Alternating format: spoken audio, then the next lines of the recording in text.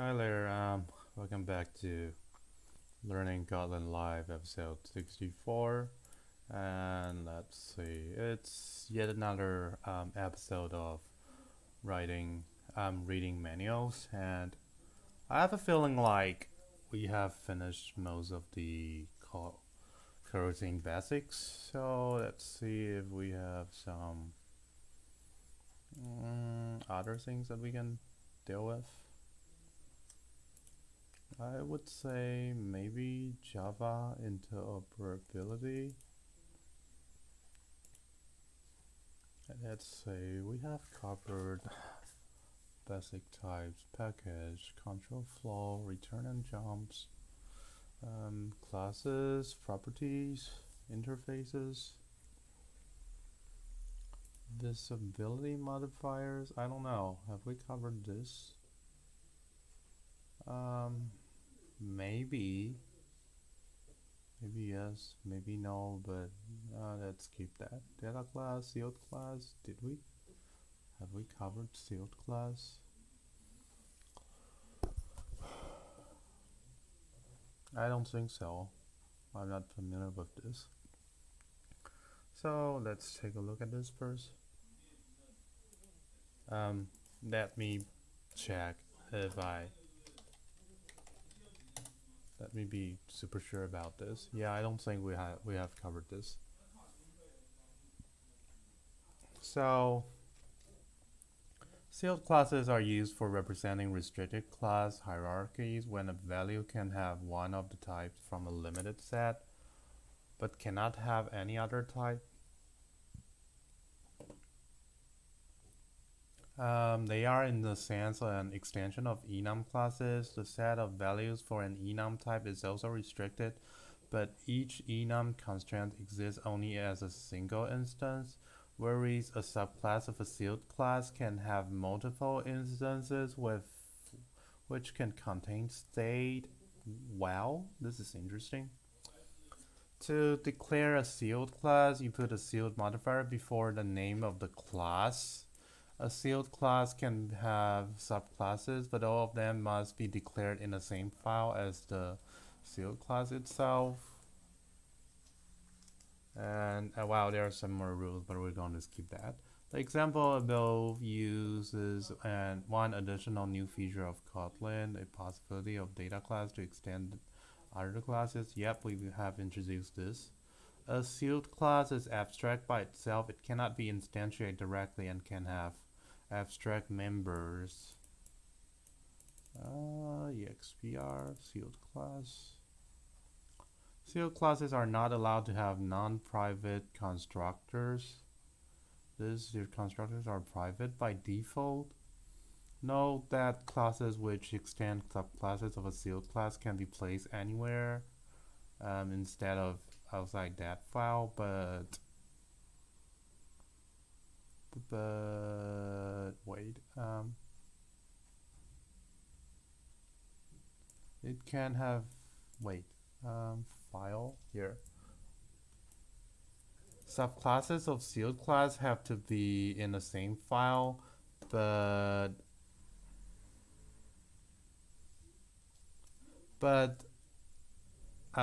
the classes which extend the subclass of sealed class can be placed anywhere. So, interesting. The key benefit of using sealed classes come into play when you use them in a when expression. Oh, maybe I have talked about this. I am familiar with this part. So because expression inherits subclasses, expression is a subclass of constant. Oh wait. Oh, okay. So yeah, actually yes. Constant and sum are both. Oh yeah, I think I have talked about this in some specific episode. So yeah, I'm going to skip that, but I'm going to just finish it.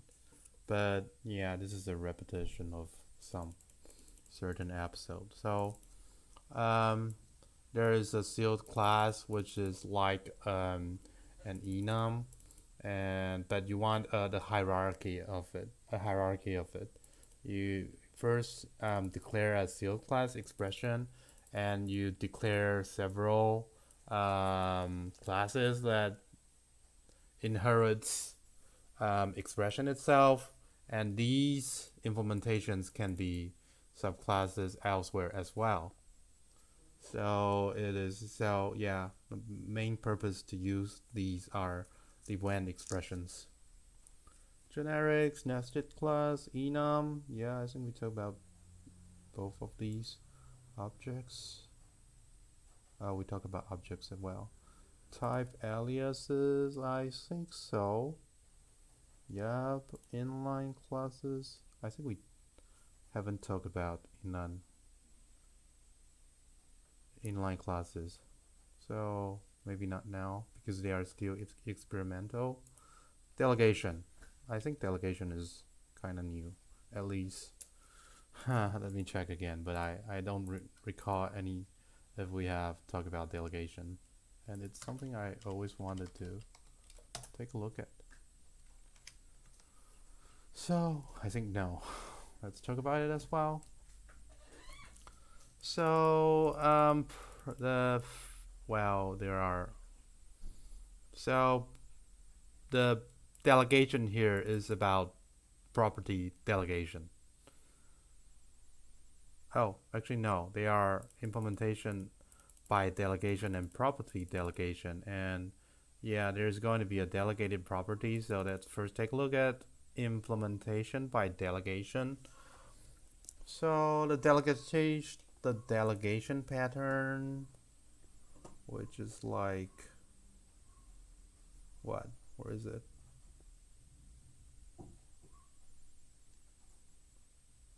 Delegates the area to its internal rectangle object.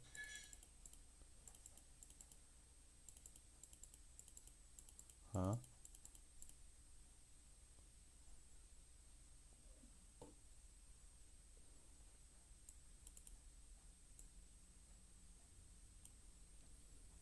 So I don't feel like it's a delegation. Oh, actually it is. So it has a constructor which takes a width and a height, and there's a function delegation which delegates to width times height. I don't quite really get it at this moment.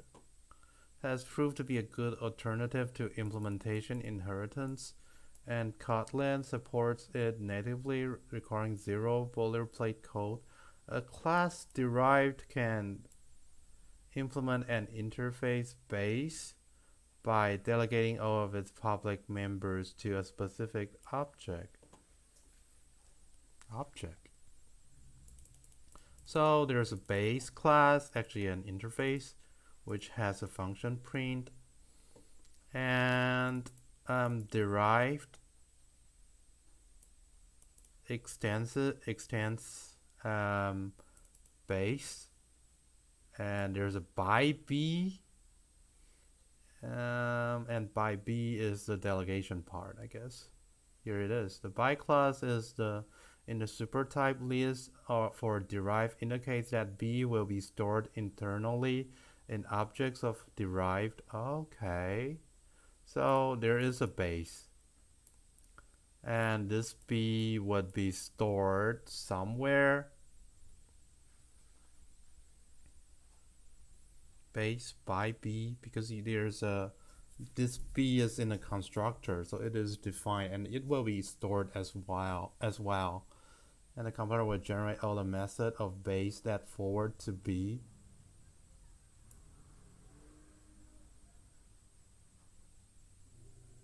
So that print will be delegated to be b derived b derived. Oh, So you create a base implementation, and it is a wait. So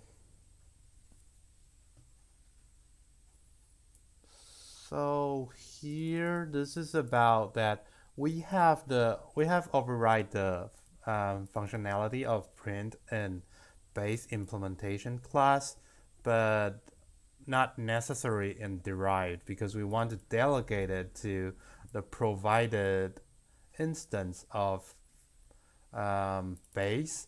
And for this case, because base implementation, base IMPL is the only implementation that could be possibly passed at this moment.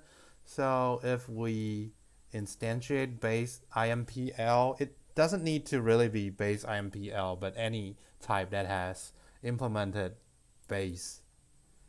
And we can instantiate a derived class, an instance of derived class, and because the implementation of base is delegated to B, so any concrete class which implements base can be passed in, and this derived the O of the function that is defined in this base interface can be will be delegated of this derived class will be delegated to the implementation which is passed in through constructor.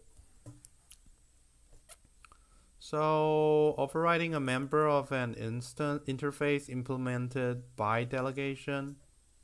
Overriding a member of an interface implemented by delegation. What? Wait. Member of an interface implemented by delegation. So you can override member as well, and only the member of an interface. Overrides works as you might expect. The compiler will use your override implementation instead of those in the delegate object. So if you where is that override? If you override some implementation, the override one has the priority. So I am expecting here we call print message and print message line. Although we have delegated all functions in base to the base implementation, we have overwritten the print message ourselves. So although we have provided 10, but this line will print ABC instead, and this line will print 10. So that would be an ABC and a 10. Note, however, that members overridden in this way do not get called from the members of the delegate object, which can only access its own implementation of the interface members. So if you call B, oh, actually no, wait.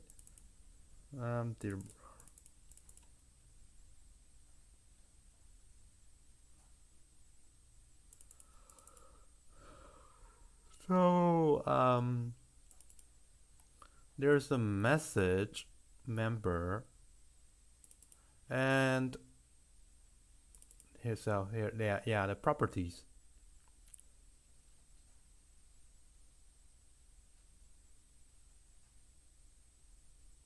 The properties message and message will not be delegated.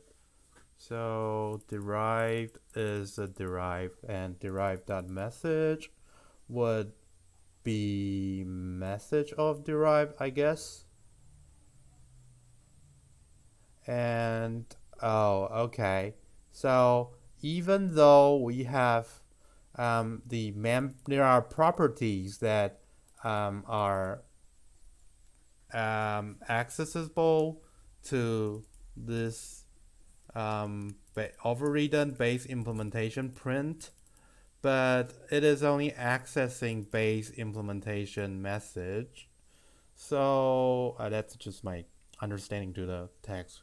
Maybe it's incorrect. So derive.print would actually print this, and derive.message would be this. So base implementation x equals to x and message of derived is my guess. Yeah, base implementation x equals to 10 and message of derived. That's interesting. That's a little bit hard, but it makes sense actually. Because this base implementation, this implementation is only aware of this message. So there will probably be a lot of copy of properties, just like in Java if you have overridden properties. It's a little bit different from what's happening in Java as well, though, because in Java, this derived.message will give you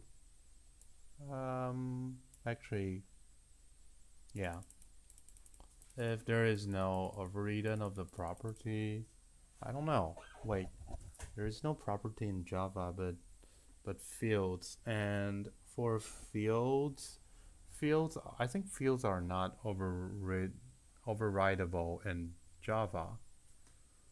And so what happens if we try to access that? The derived class will have its implement also. Let's try b dot message. In Java, we will get the actually this is pretty straightforward. This is definitely going to be where is it? This is definitely going to be base implementation x equals to 10. And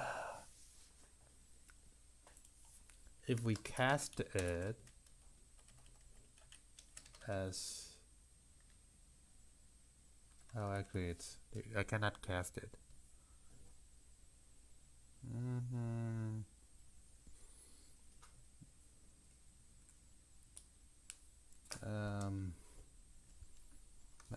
How about this?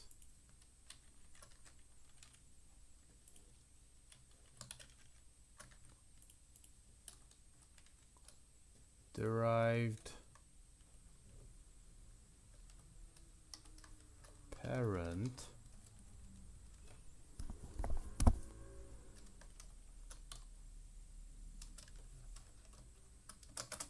base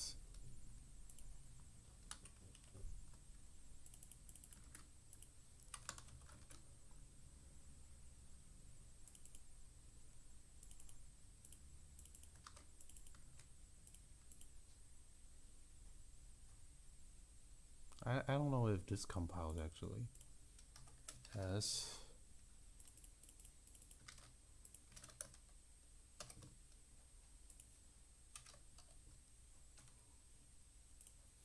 maybe this doesn't compile at all.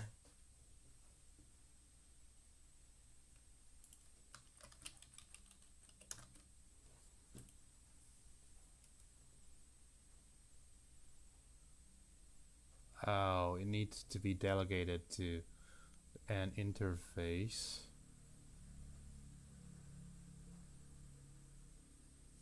So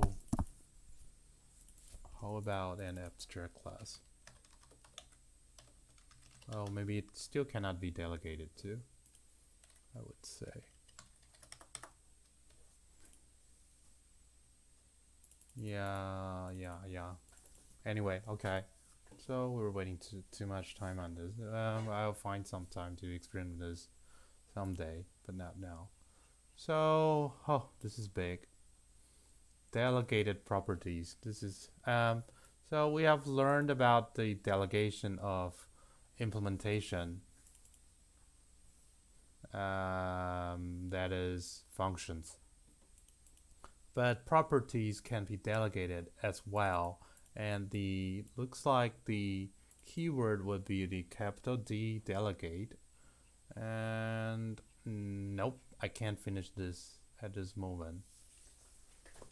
And so maybe let's talk about this next time, but we can take a look at, we have read function lambdas and inline, right? Building with Gradle, platform specific declaration, nope.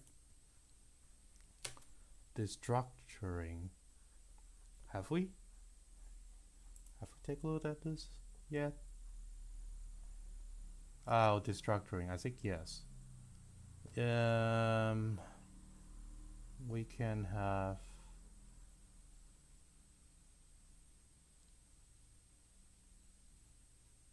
yeah, we have talked about this already. And collections, I think so. Mutable ones and not mutable ones. Ranges, yeah, we have talked about ranges as well. Type checks and cast, I think we have looked at the smart cast already. Uncheck cast.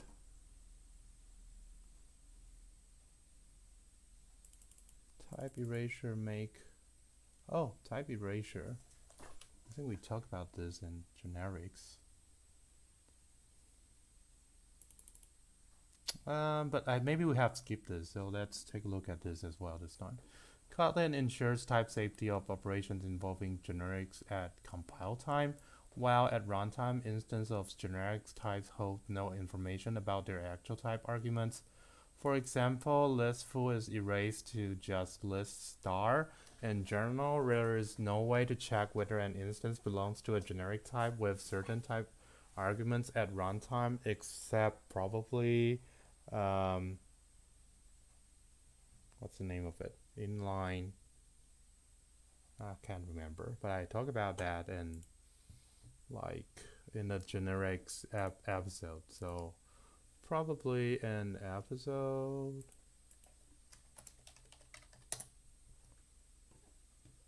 26. I really like episode 26 because there is a I think there's a revisit to generics. Have I? I don't know. 26. It was like,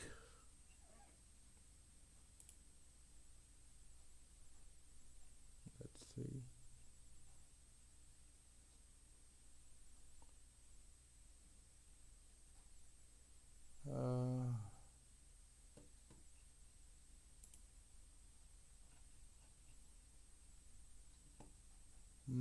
Yeah, there's a generics, and did I misspell that? And that's why I failed to find it. Generics, better explained. It was in episode 44, so I really liked that episode. So if you missed it, remember to try it, take a look at it. So given that the compiler prohibits is checks that cannot be performed at runtime due to type erasure, such as ints is list of int, list is t.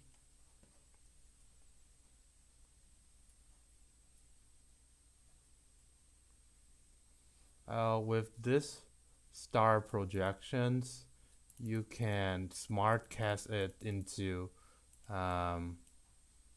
know about any.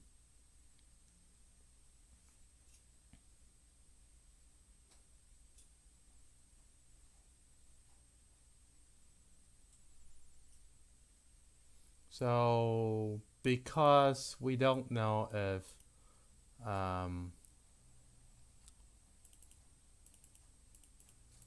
we don't know what actually this list is. It is erased to list of star.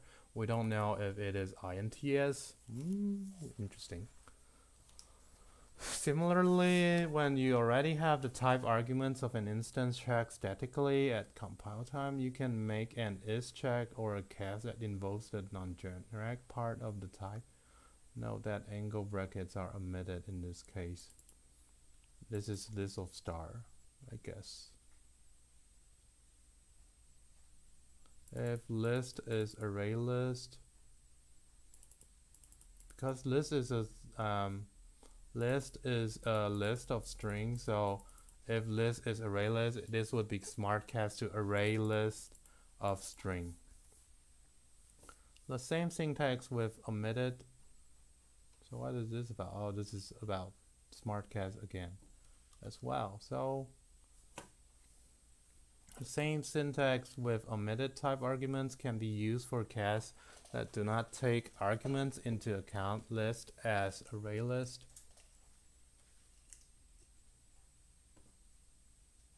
So, oh yeah, I was about to say rarefied inline, which caps the, here it is.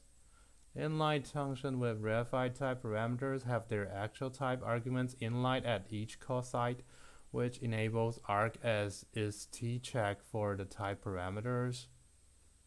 Where is it? Here. But if arg is an instance of a generic type itself,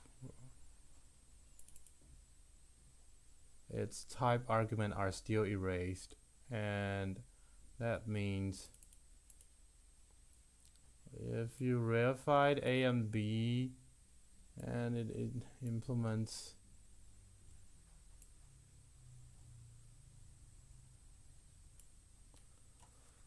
this is so complicated. So the function name is as pair of, and as pair of A and B, so only when the type of A and B are exactly A and B, it would return something that is not null, and so that's why it's called as pair of. So only with rarefied and inline, you make this function, you make is A and is B possible. But I don't know what, oh, here it is. So it says that, it claims that things are still broken. As some pair is pair of any and any, knowable any and knowable any.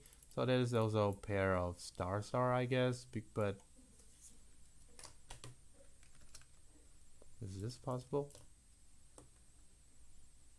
Yeah, this is possible as well. So this pair of star star is reduced into any knowable any and knowable any and wait, no, now wait, no, knowable. Sorry, it's reduced into knowable any and knowable any, and they are actually a list of two. Where does this two come from?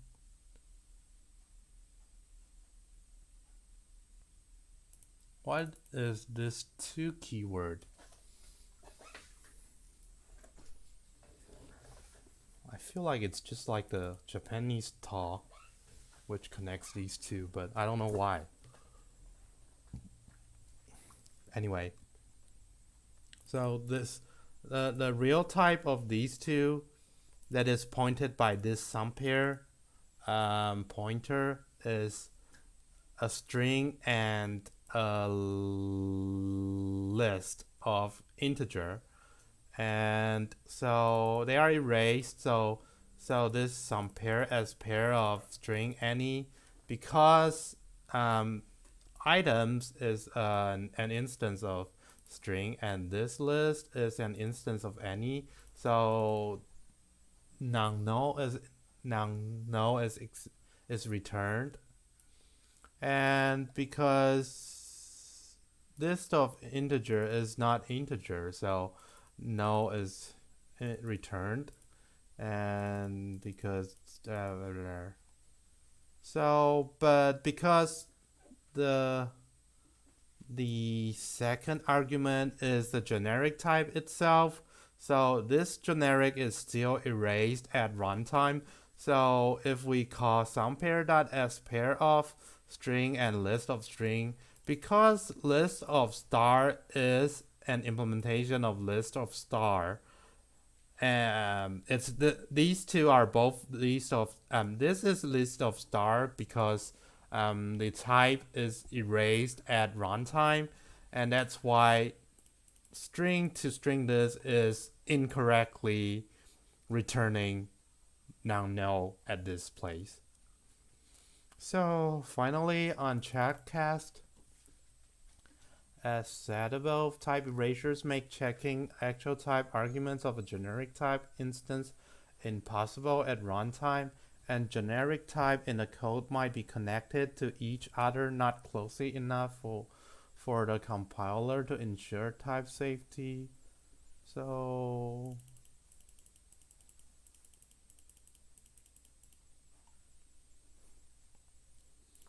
we save a map.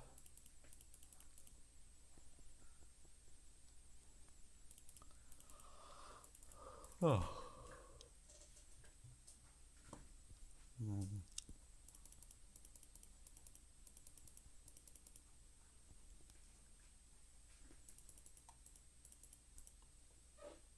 So we have an int dictionary, which is a map from string to integer, and it calls read dictionary as it calls read dictionary, and read dictionary returns a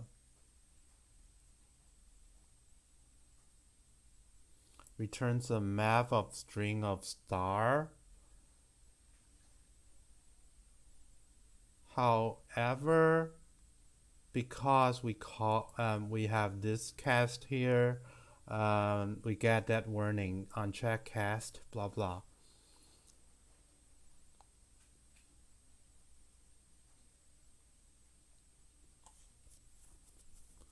To avoid uncheck cast, you can redesign the program structure in the example above. There could be interfaces dictionary reader of T and dictionary writer of T. Oh, so this is about the generic variants again, and which is covered in episode 44. For generic functions using rarefied type parameters make the cast such as arg as tcheck, unless arg's type has its own type arguments that are erased.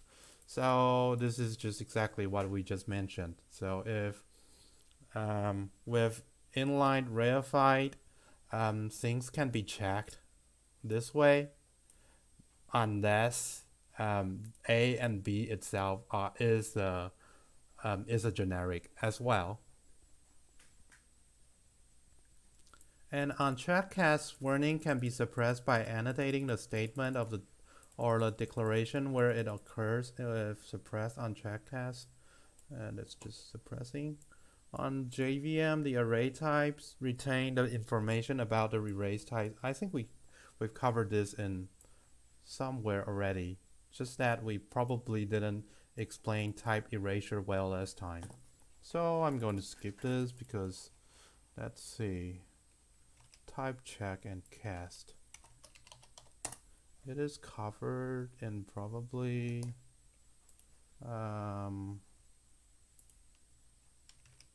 type check and cast.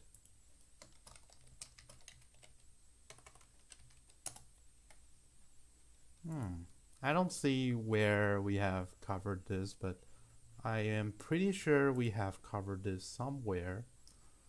And it's probably in